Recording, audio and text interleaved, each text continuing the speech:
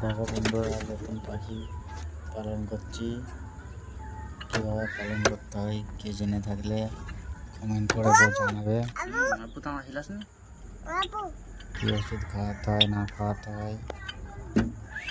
6টা পাখি নিয়ে এসেছি, 3 পেয়ার, বদ্রি পাখি 1 পেয়ার, লাভবার্ড 1 পেয়ার,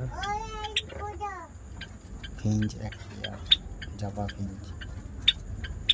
তোমরা যদি পাখি বিষয়ে কেউ কিছু জেনে থাকো, পাখি পালন করে থাকো, কমেন্ট করে জানাবে।